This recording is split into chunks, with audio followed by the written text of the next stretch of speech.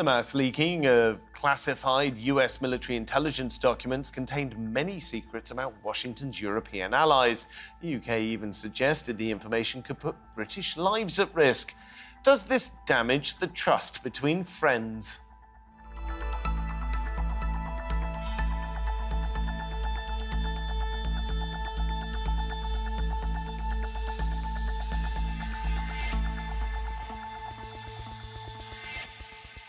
Welcome to the programme. I'm Philip Hampsheir. The main suspect behind the leak of military secrets is a 21-year-old employee of the Massachusetts Air National Guard.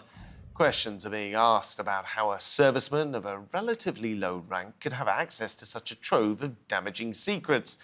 The information he's thought to have shared with a group of friends in a gaming chat room included details on the deployment of NATO-linked special forces in Ukraine and the delivery of European tanks.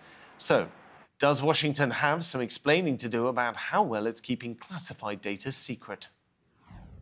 Joining me to discuss this today in Brussels, we have Machon, who's former MI5 officer, whistleblower and author of The Privacy Mission. Meanwhile, in Sheffield, we have Colin Alexander, senior lecturer in political communications at Nottingham Trent University.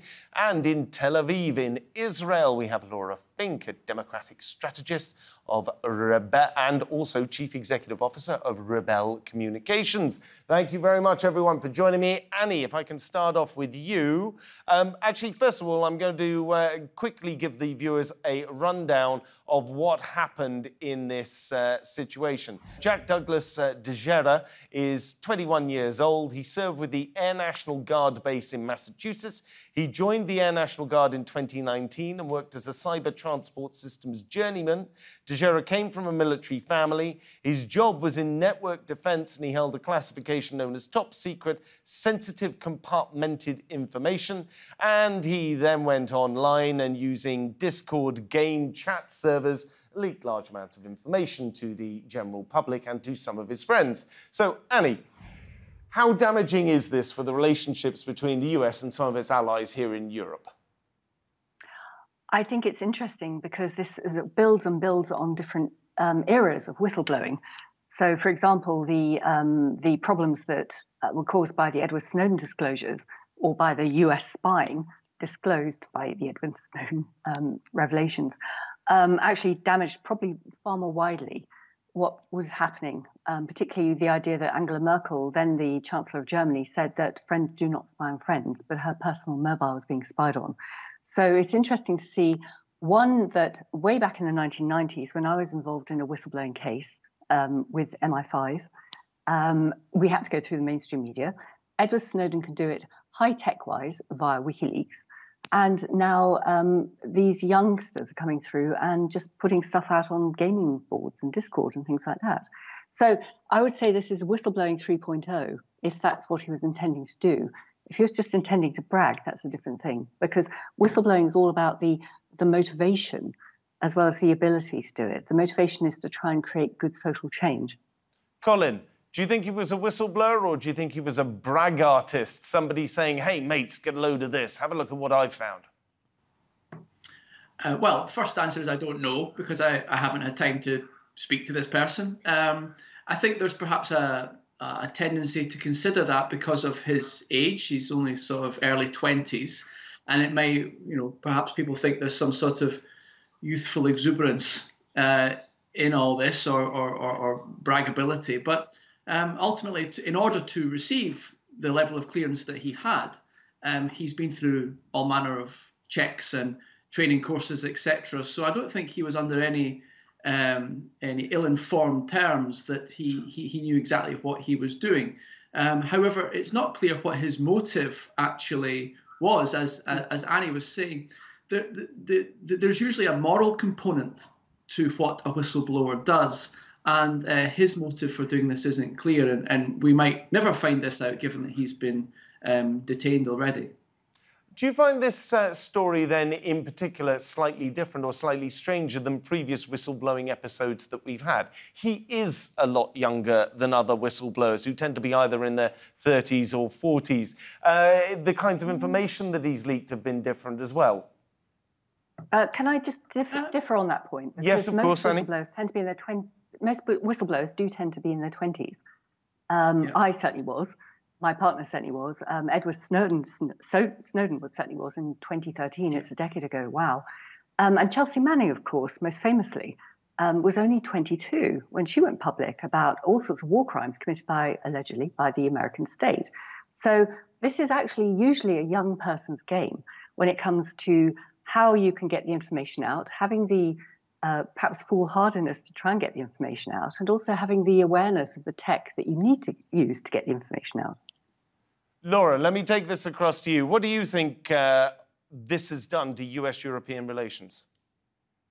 Well, I want to speak first, if I might, to whether or not this individual was a whistleblower. The evidence and reporting all suggests that that is not the case. And I will go back to the adage that the medium is the message. This was an individual that released these documents for bragging rights, and the context was on Discord, on a private chat room with his friends and his colleagues, where they would talk shop, they would engage in racial slurs and anti-Semitic slurs, among other things. And so all indications seemed that this was done for bragging rights and to show that he had access to this information. He also had a willful distrust of government, but never expressed any particular ideology or any public good in terms of releasing these documents. And in fact, and didn't do so in that, and has not done so since. So his lawyers may strike that chord, but I don't think there's any evidence thus far that this was a whistleblowing incident, and all evidence seems to be pointing to ego.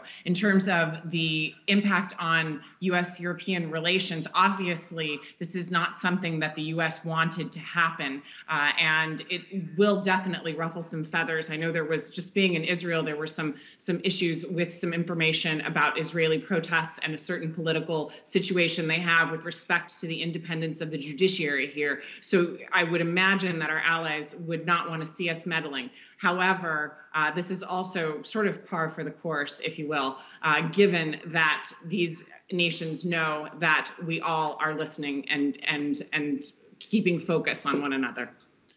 Ian, this comes at quite a difficult time for the United States in its relations with its allies, because not only have we got these leaks coming out, but of course we've just had the story by Seymour Hirsch out of the United States, where he's presented forward a different theory, or a different narrative, I would say, to the government's, the US government's narrative on the destruction of the Nord Stream 2 pipeline. Could there be extra pressure here on US-European relations? I think we're in quite an interesting time, let's just say that. And I think where we're at now is we're moving from the realm of whistleblower and then labeling people as conspiracy theorists as well, which is a pretty regular tactic which is used against whistleblowers. And perhaps Annie's better qualified than me to talk about this, but quite often whistleblowers are perhaps expecting a great deal of praise for their actions in terms of their sort of moral consciousness in doing what they're doing, and then find out that actually people perhaps don't value the truth to the same extent that they do, and find that their future lives are ultimately kind of defined by these events. In terms of the alternative claims to the Nord Stream pipeline, the answer is I don't know, but certainly it's interesting that we have these different claims, and ultimately if you walk through each claim as to what happened and who did what, then there are several kind of credible-ish stories that one can pursue. The question there is about corresponding towards truth rather than just what you're interested in thinking is happening, or what's in your interest to think has happened.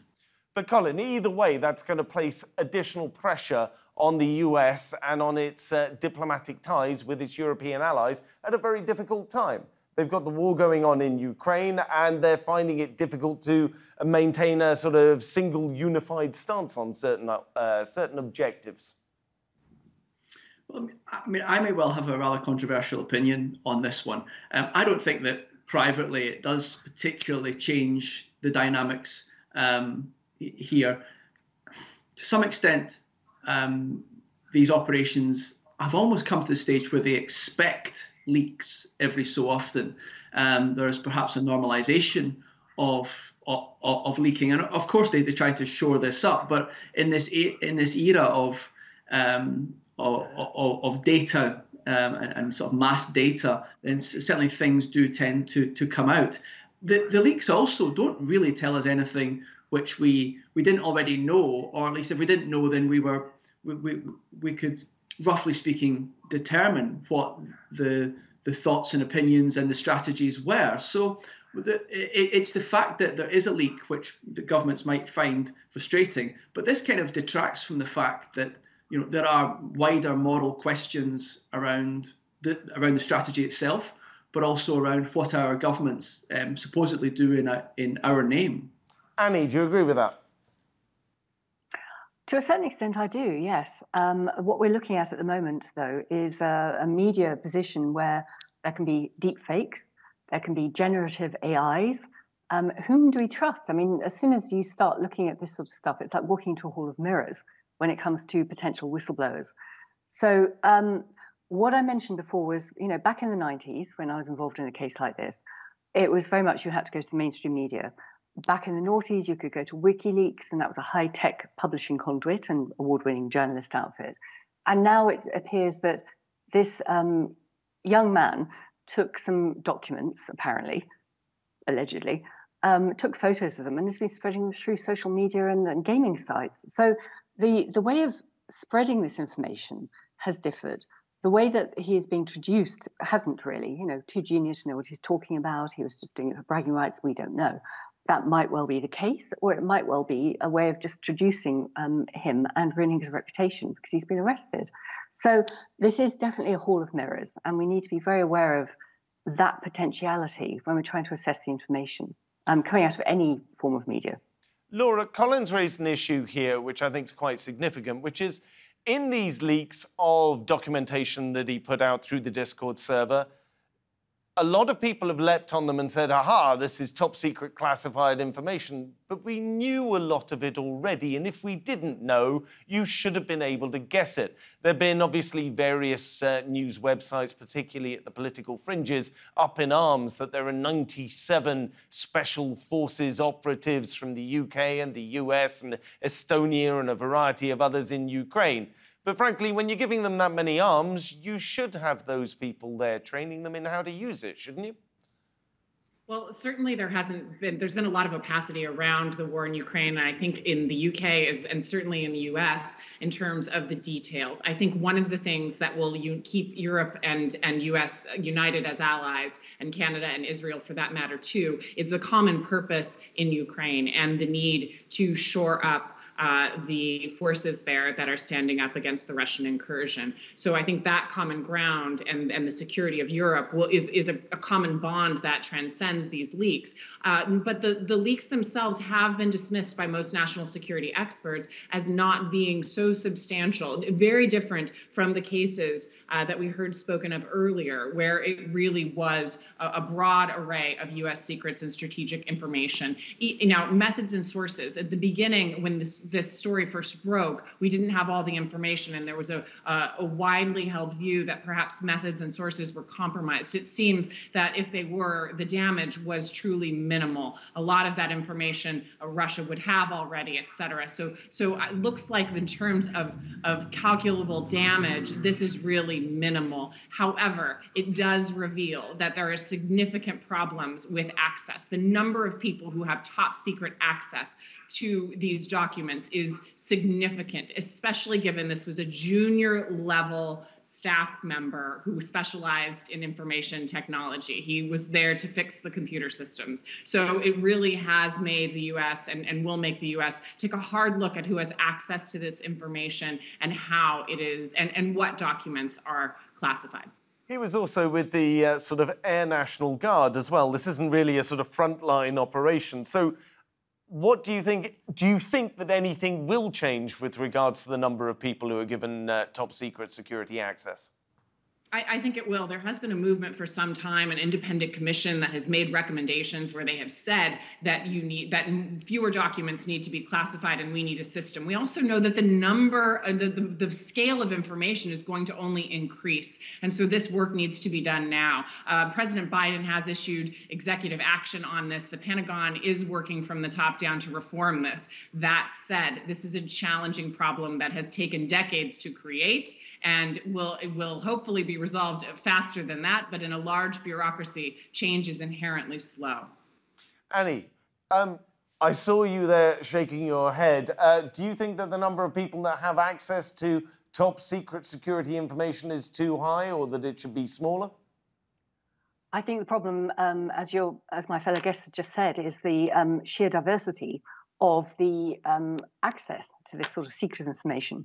And particularly in America, but also in many European countries too, there's been a huge outsourcing to mercenary spy companies, should we call them, rather than the national security agencies, which has allowed people with from all sorts of diverse backgrounds to have access to this sort of information. And this is where a lot of the current leaks come. I would also suggest as well that whether or not whatever was revealed from the Pentagon leaks recently was groundbreaking or gave us new knowledge, it confirmed a lot of what we suspected, as was just said. And we also had that with Edward Snowden a decade ago. So many of us knew what was going on the inside in the noughties, even in the 90s. But what he presented gave us proof that it had indeed happened. So that can also be the value of people going public with this sort of information. But yes, I think in terms of access to security information, the Americans particularly need to rail it back in. Colin, what do you make of the amount of people that seem to have access to this top secret security information, and these with which it seems to be able to be leaked? Well, yeah, I mean, I broadly agree with both the previous points that were made. I think that outsourcing and the sort of privatization of this sector has brought its challenges. There's kind of an irony here that a lot of what particularly Western European and North American governments do is about this sort of roughly the protection of capitalism in one form or another. And it's these neoliberal capital trends which have ultimately led to the sort of perforations of their firewalls in some form or another at different times. In terms of the leaks themselves, I kind of reiterate the same point that really they don't really tell us much.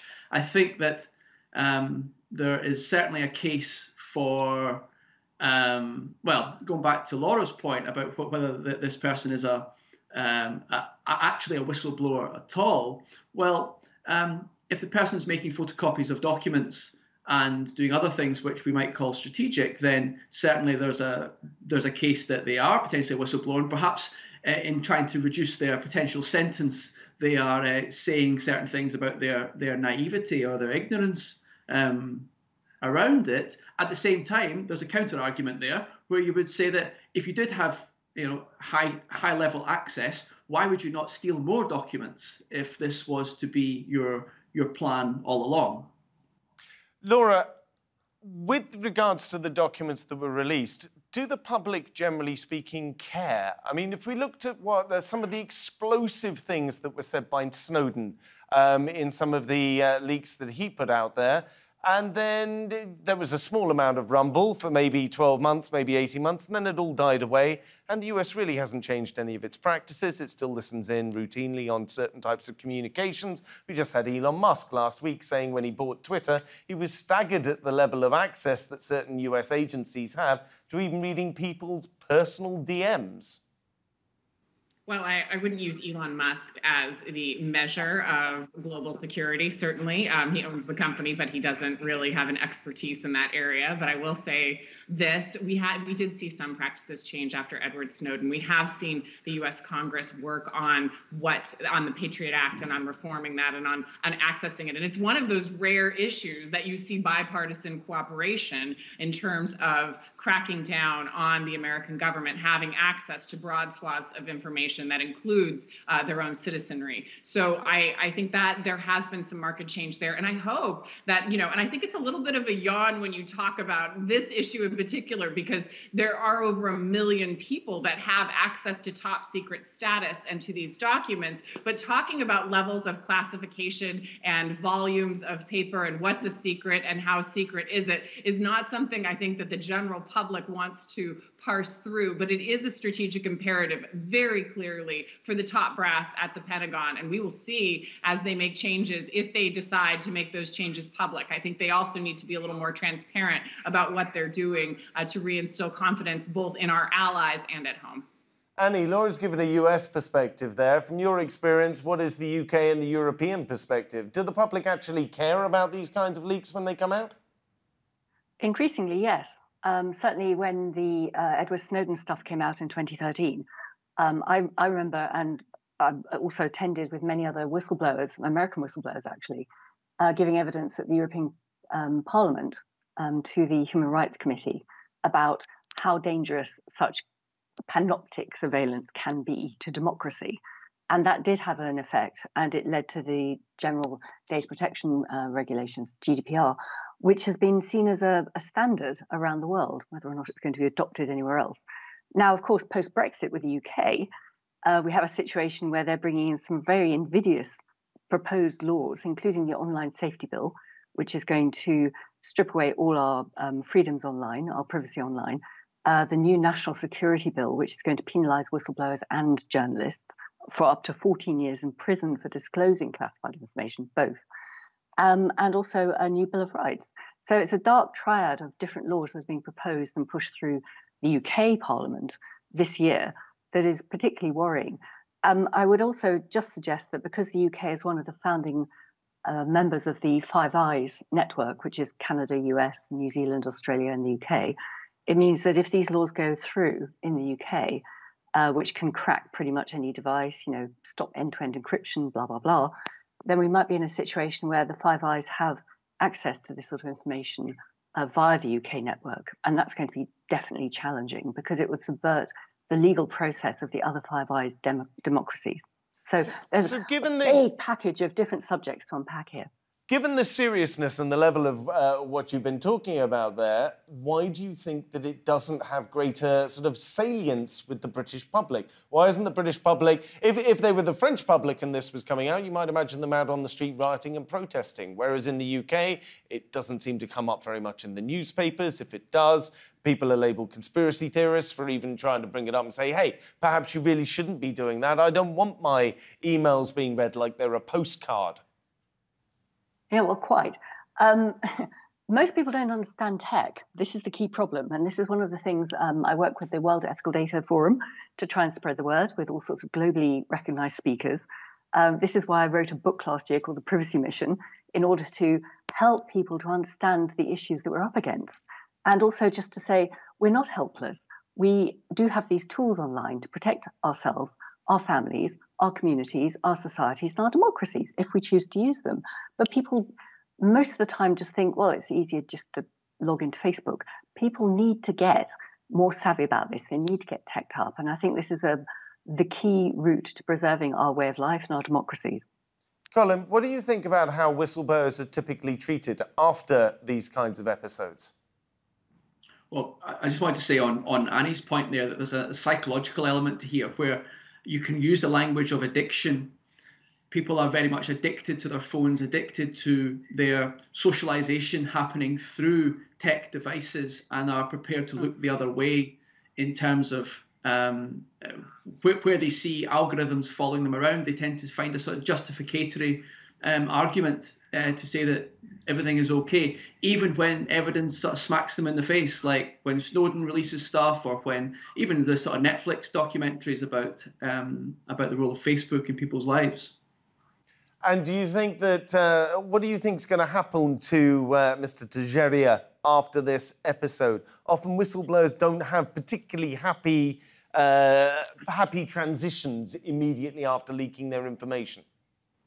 Yeah, I mean, the question is whether the whistleblower fully understands or comprehends what might happen in terms of the derailing of their life that might happen. Most whistleblowers, and I think Annie can attest to this, that most whistleblowers, the moment that they blow a whistle, their life can change quite drastically. They are not really very employable anymore, not particularly by any other kind of government agency, and certainly not by any multinational corporation. So whereas they might think that people sort of applaud them and say, well, well done for shining a light on wrongdoing in some kind, actually people don't tend to do that. People, particularly the large organizations, governments and multinationals, tend to see somebody as